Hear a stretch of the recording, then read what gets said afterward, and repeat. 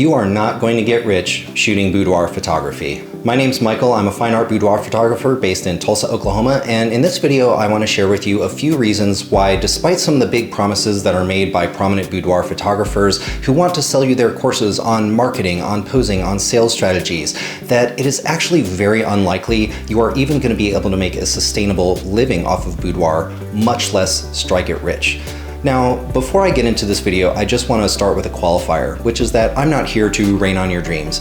If you are really passionate about photography and especially boudoir photography, then by all means, go for it. But one of my favorite sayings is reach for the stars, but keep your feet on the ground. And that's all I want to do with this video, is help you keep your feet on the ground by illuminating some of the challenges you may face if you want to break into this industry. I got my start in boudoir back in 2019 when I discovered a photographer here on YouTube by the name of Michael Sasser. I'm sure many of you have heard of him or even follow him. At the time, Michael was claiming that his average shoots were bringing in over $2,000 in sales.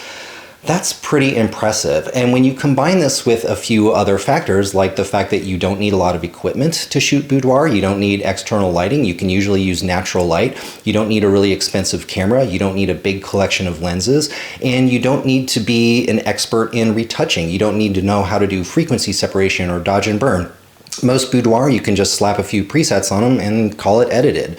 So it's not that hard. There's what I would call a low barrier to entry to boudoir. It's also really fun, it's creative, it's social, you get to meet lots of neat people, and it's just such a rewarding kind of photography because when you see the emotional impact that the photography has on your clients, it's just a really incredibly satisfying feeling. But I want you to think for just a moment about a photographer like Michael Sasser. Imagine yourself as a client going to Sasser Still's boudoir. First of all, you're not going to an Airbnb, you're not going to a hotel, you're not going to someone's house with dogs or cats or kids running around.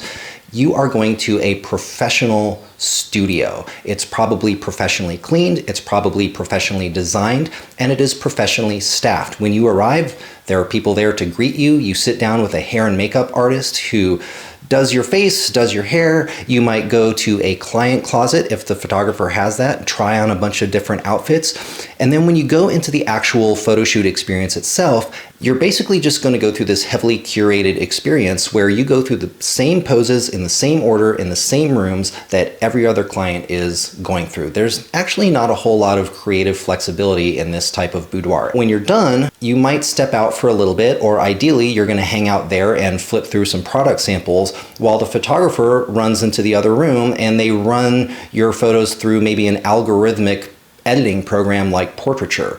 So within 45 minutes to an hour, all your photos are ready.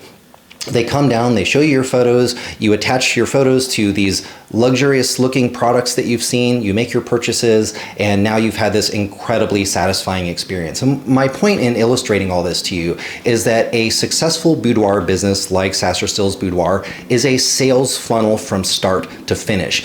There is infrastructure around this sales funnel. So if you are just starting out in boudoir and you are shooting at hotels or Airbnbs or in your home, it is very unlikely that you are going to be able to replicate those kinds of sales numbers, thousands of dollars in sales per photo shoot, if you can't replicate the sales structure.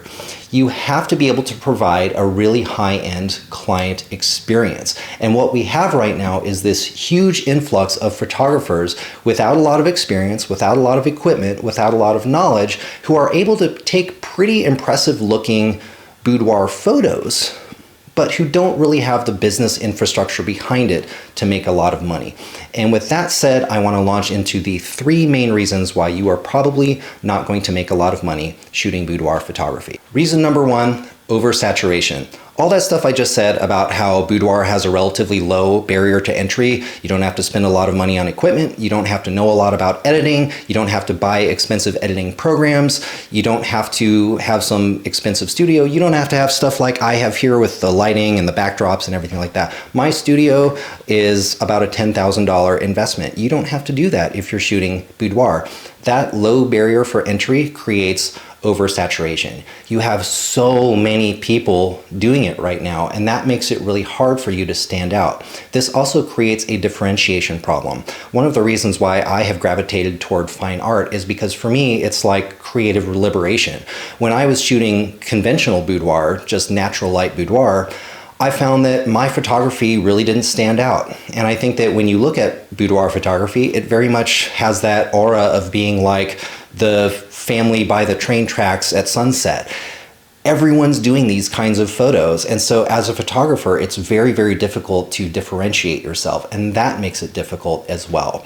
These are all problems that result from the fact that we have so many people trying to cash in on this trend. Reason number 2, promotion. When I got into boudoir, it was sort of at the peak of Instagram's popularity as a photo sharing app. Well, the landscape has changed pretty dramatically, and now boudoir photos just don't get much airtime on social media apps.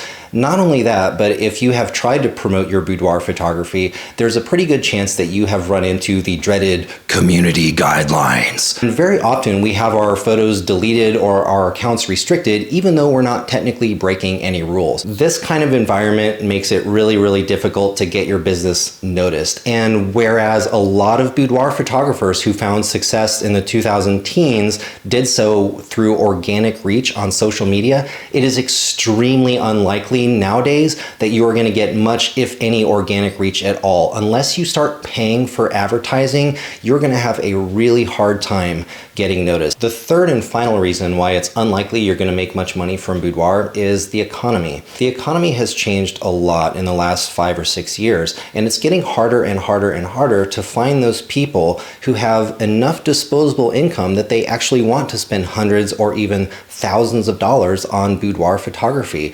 You know, if you're lucky enough to nail some very high income niche, great. I've heard people claim that they make over $5,000 for every single boudoir photo shoot they do.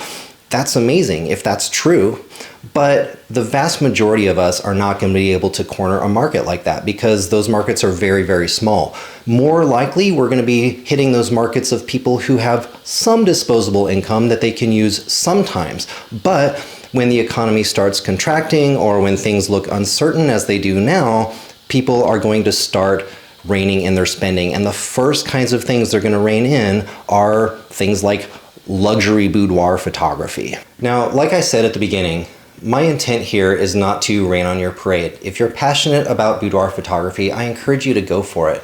But understand that success can look like a lot of different things. A lot of these boudoir photographers talk like if you're not bringing in 6 figures, that you're not successful.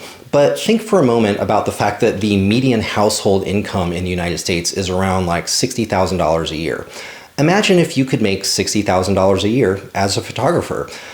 For most photographers, that would be a huge win because guess what? Most photographers, even professional ones, don't make anywhere near $60,000 a year.